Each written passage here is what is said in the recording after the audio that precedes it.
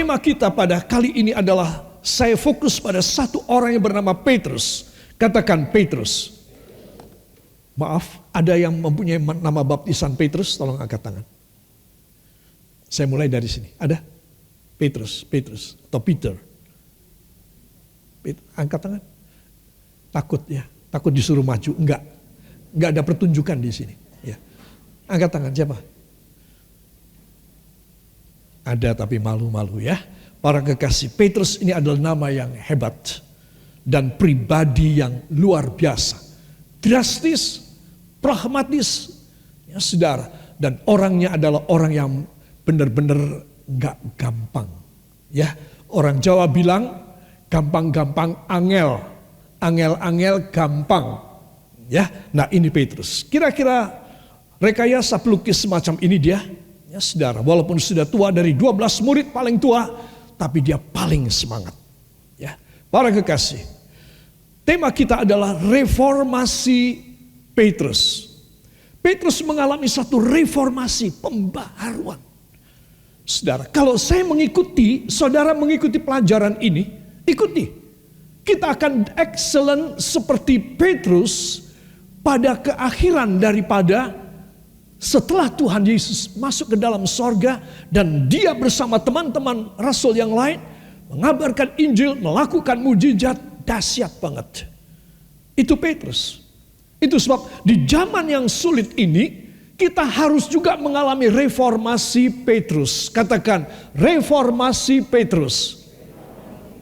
Ya, mungkin saudara bertanya reformasi, saudara sudah tahu pembaharuan. Tapi pembaharuan yang kayak apa? Saudara, saya perlu menjelaskan di dalam bahasa Prancis, la réforme itu adalah artinya amandemen. Mengubah undang-undang dasar. La réforme. Mengubah undang-undang dasar.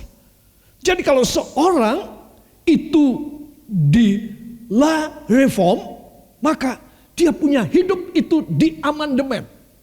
Di amandemen berarti diprotes untuk dikoreksi, diperbaharui. Bahkan undang-undang dasar. Ya kalau di bidang negara, amandemen adalah undang-undang dasar negara.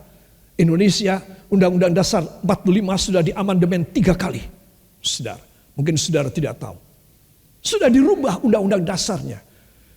Apa artinya bahwa seorang harus direformasi? Bahwa apa yang sangat dasari, sangat original, sangat asli dari saya punya karakter, saya punya sifat yang tidak baik, saya harus mengamandemen, saya harus punya niat, tekad, usaha, gimana caranya aku harus berubah. Aku punya dasar hidup, aku punya karakter, aku punya sifat asal aku sebagai manusia, keturunan dari para orang tua nenek moyangku yang tidak baik. Aku harus mengamandemen, mengubah undang-undang dasarku sendiri. Itu reformasi. Saudara. Jadi banyak orang pada sekarang ini mencuit dan cuma buka mulut untuk kata reformasi. Tidak tahu maksud reformasi apa. Reformasi adalah mengubah amandemen pribadi. Apa yang sudah menjadi undang-undang dasar dalam hidup saya, hidup Anda yang tidak baik. Yang tidak baik. Perlu diamandemen. Perlu apa tidak? Perlu dirubah. Bila kita mengikuti amandemennya, reformasinya dari Petrus, wah, sorga selalu terbuka 24 jam di atas kepala kita. Saudara akan merasakan dia begitu mudah, begitu gampang, begitu cair saja, just flowing saja. Untuk memberi kepada saudara, memberi kepada saya. Karena Bapa di sorga, katakan, karena Bapa saya di sorga telah melihat bahwa saya bisa mengamandemen, mereformasi pribadi saya. Yang mau beri tepuk tangan bagi dia. Jadi selama saya cuma berubah luar, ini namanya bukan amandemen. Saudara, ini cuma lipstick. Ini cuma lip service. Dalam bahasa Jerman, abang-abang lambe. Para kekasih, tidak ada reformasi. Cuma bercuap saja, cuma bisa omong aja. Saudara, tetapi dia tidak bisa mengamandemen dirinya sendiri. Itu sebab penting sekali. Ya, menurut saudara penting apa tidak? Penting sekali. Ya, kalau kita dirubah sesuai dengan dia, maka apa yang dia punya dikasih kepada kita. Kalau saya tidak merubah, saya tidak mengamandemen undang-undang dasar pribadi saya, apa yang baik tidak diberi kepada saya, diberi kepada saudara yang bisa mengamandemen diri saudara sendiri.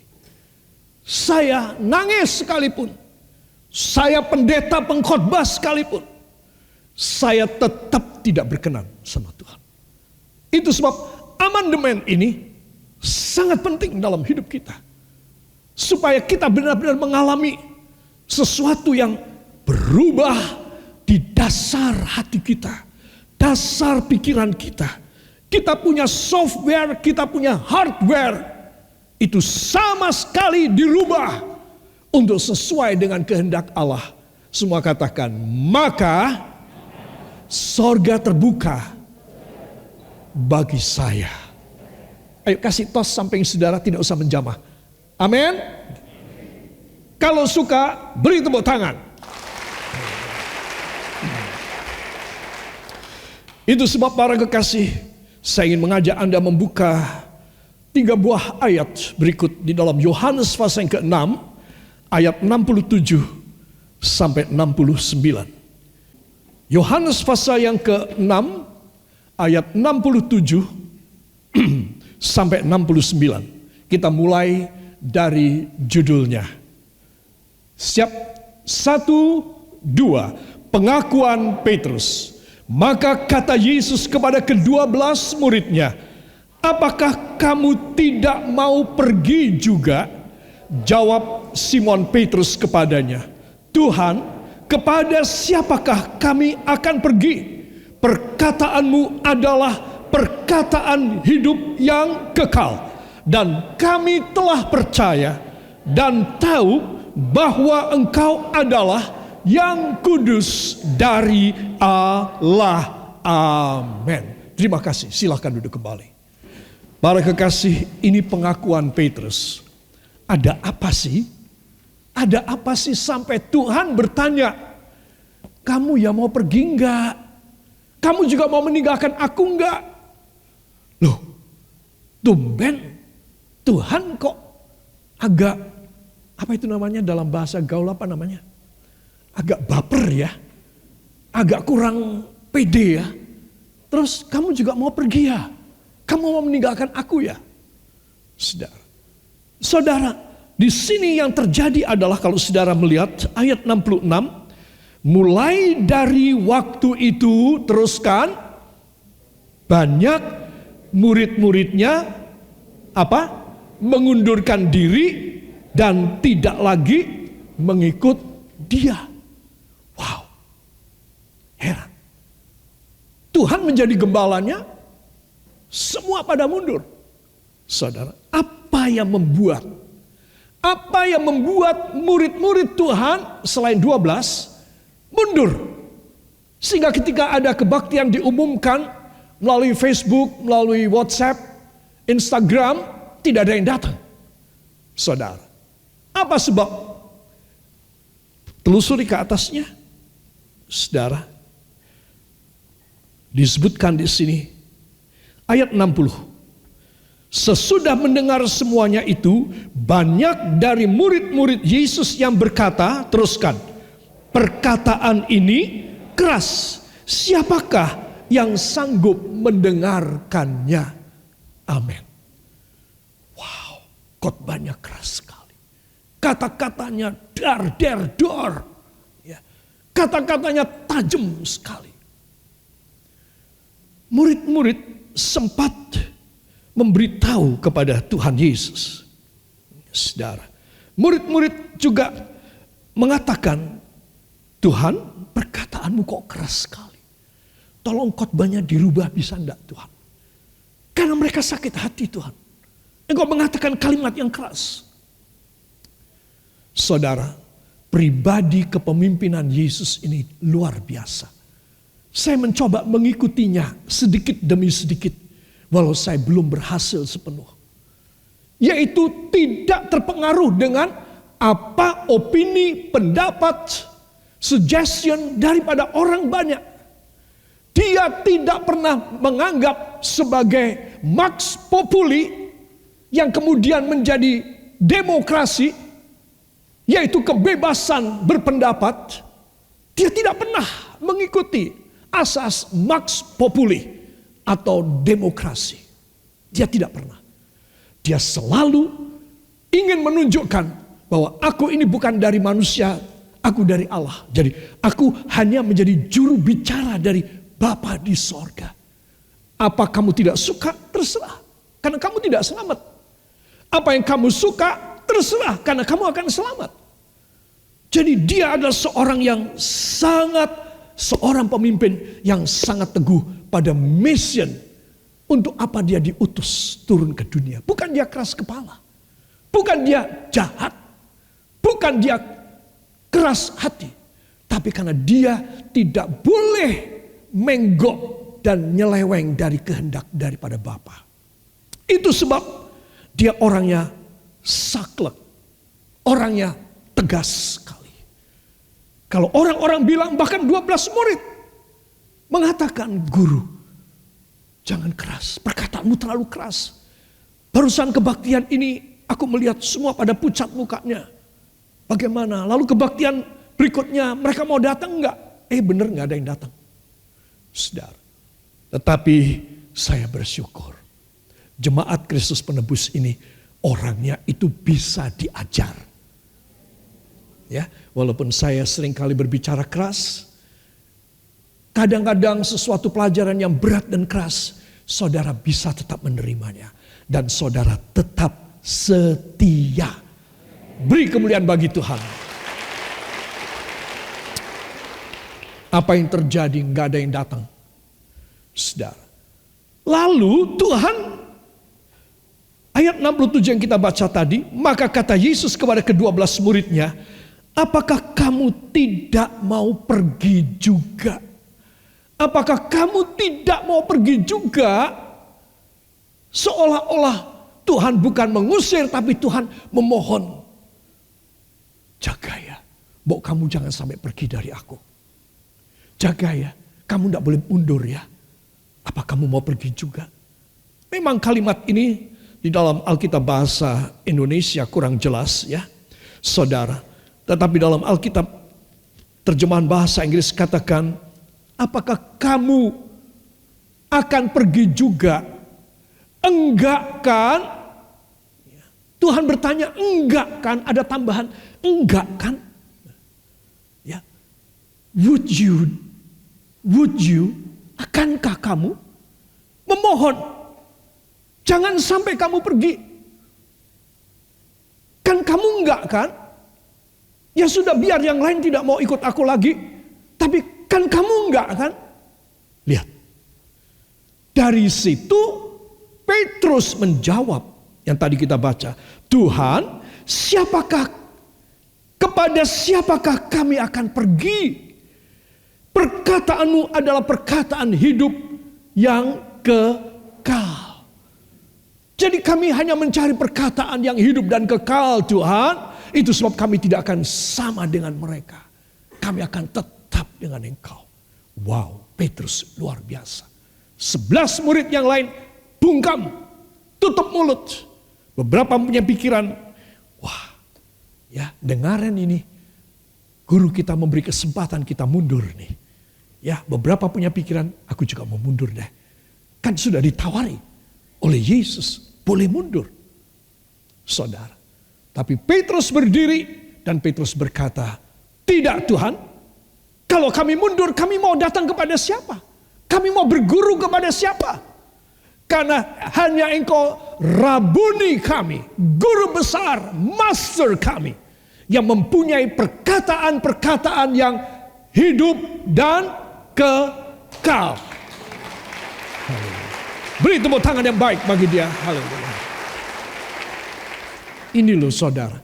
Kalau saudara ingin hidup, ingin survive, saudara ingin bertahan, saingan dagang saudara kuat, modalnya bagus, dia punya manajemen, dia punya orang-orang di balik layar, para ahli yang dia bayar mahal, baik dengan cara benar maupun cara nyeleweng. Itu yang menyebabkan perusahaan dia kuat dan mau mencaplok Anda.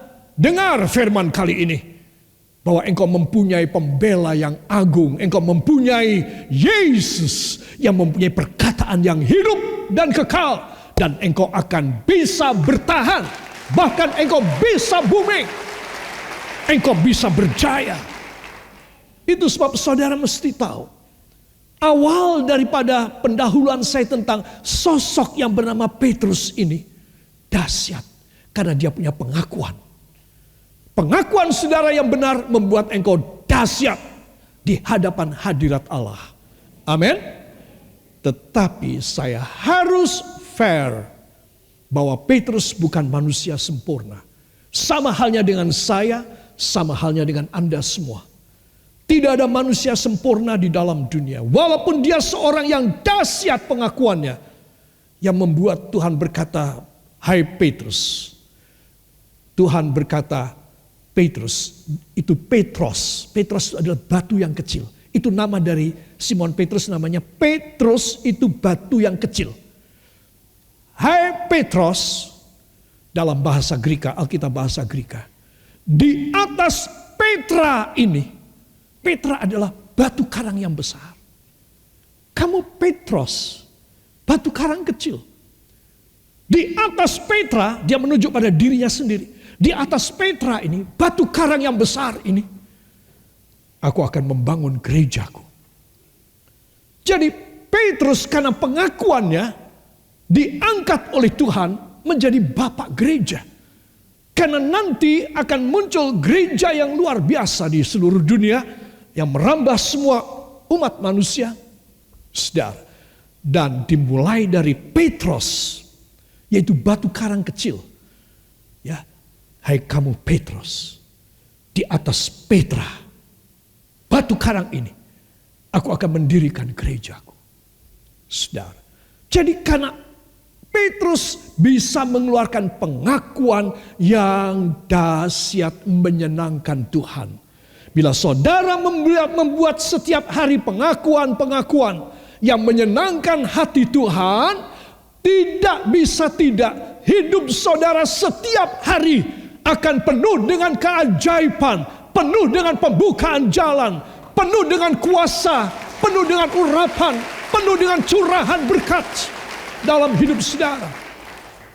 Saudara, it is not strange that from your mouth that you come out from the sentences, the words from your mouth is just praising the Lord, and you stand fastly to every words of Jesus Christ and His promises. Then God every time also will give to you the flowing water from heaven in your life and make you to be a successful man or woman, and nothing is impossible for you. Itu sebab Anda dan saya harus membuat pengakuan yang baik. Katakan, dari mulut saya harus keluar pengakuan yang baik, yang tulus, asli dan jujur dari sanubari saya. Maka pengakuan ini disenangi Tuhan. Amin. Jangan saudara mengeluarkan perkataan-perkataan yang tidak ada gunanya, yang bahkan merendahkan kuasa Tuhan. Engkau justru harus seperti Petrus. Tetapi walaupun dia demikian hebat, dia bukan manusia sempurna. Siapapun yang saya tanya pasti tidak ada yang mau ngaku dia sempurna apa tidak. Tidak bisa ngaku, kenapa? Karena memang tidak. Katakan, saya tidak bisa mengaku bahwa saya sempurna karena memang saya tidak. Iya. Saudara, jadi kita akan melihat 3 kekurangan Petrus yang perlu direformasi. Dan 3 kekurangan ini lumrah normal pada saya, pada Anda semua. Saya mau tanya, siapa yang mau direformasi? Tolong angkat tangan dua-dua. Katakan, Tuhan Yesus, reformasikan hamba. Supaya sejarah hidup hamba berubah drastis, luar biasa, menakjubkan, demi nama Yesus. Yang percaya ucapkan terima kasih kepadanya. Terima kasih Bapa, terima kasih Yesus, terima kasih Roh Kudus. Kami mau belajar dari firman sebentar, dan kita yang percaya mengaminkan. Amin. Satu kali dalam Matius 14 ayat 25 sampai 32, karena panjang tidak usah dibaca, menjadi pelajaran, menjadi pekerjaan rumah saudara. Nanti di rumah tolong dibaca ya, catat saja. Matius 14 25 sampai 32.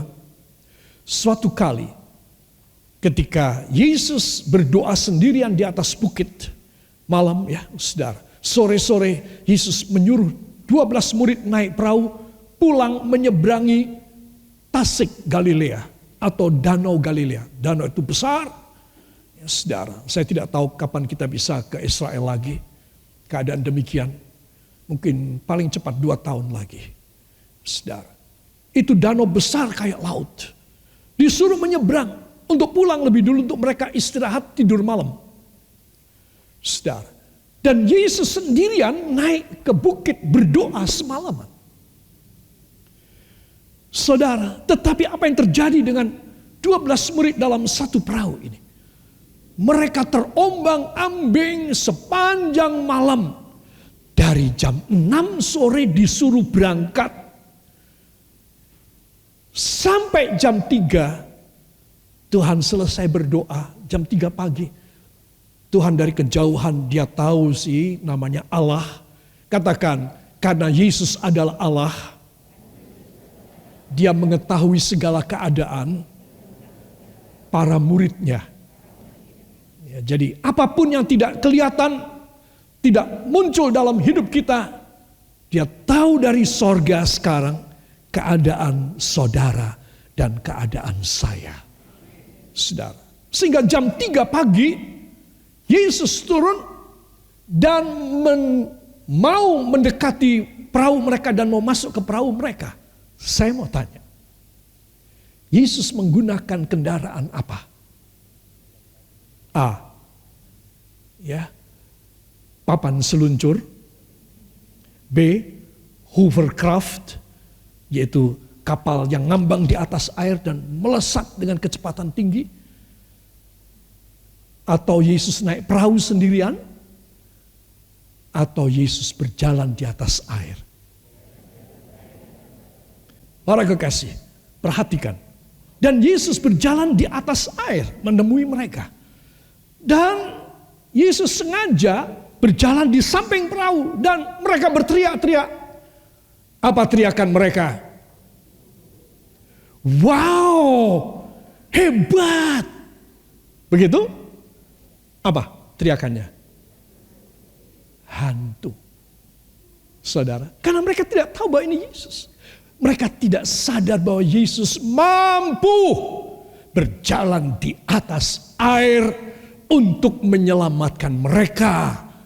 Mereka tidak yakin. Mereka lebih yakin ini adalah hantu. Coba, saudara mikir sekarang. Seberapa nilai rohani 12 murid? Sangat cetek banget.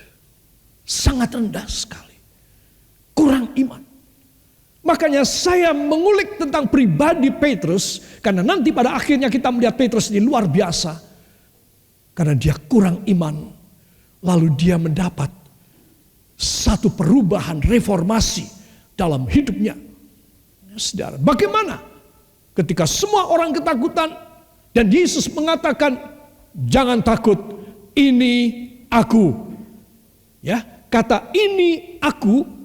Ya, saudara, ini sudah mulai digaungkan oleh Allah dari sejak kitab Keluaran. Ketika Tuhan memanggil Musa, si gembala ini, Musa pada satu semak yang berapi. Ya, ini semaknya. Ini apa? Saudara mesti mikir, mesti ngapusi ini. Saudara, ini adalah semak belukar yang berapi. Dan Musa mendekati. Dan kemudian terdengar suara dari sini. Copot sandalmu. Karena tanah di mana kamu berdiri adalah tanah yang kudus. Dan Musa bertanya, siapakah engkau Tuhan? Apa jawab Tuhan? Aku adalah aku. Coba. Jawaban yang aneh. Sekarang dipakai oleh Tuhan Yesus. Ini aku. Tetapi murid-murid masih tidak yakin bahwa ini adalah Yesus. Ini mungkin hantu ini. Apa sebab? Saya mau kasih tahu. Karena mereka tidak pernah belajar perjanjian lama. Mereka tidak pernah tahu itu tertulis dalam kitab Keluaran yang ditulis oleh Musa. Mungkin mereka tidak pernah mendengar, mereka tidak pernah membacanya sebagai orang Yahudi. Harusnya mereka faham kitab Taurat.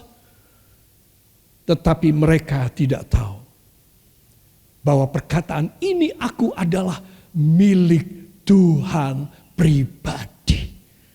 Itu sebab mereka masih punya pikiran hantu. Sampai seseorang dari 12 orang ini, siapakah dia?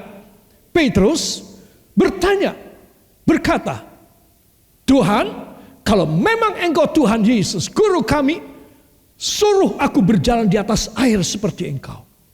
Nah, 11 yang lain kan gak punya pikiran kan saudara. Kapan mereka mikir secepat itu beberapa detik? Hanya Petrus yang mikir. Berarti ini orang bukan cuma tua tetapi pintar, cerdas. Sedang semua ketakutan, dia punya pikiran, aku mau coba. Mungkin juga dia Yesus. Aku mau coba.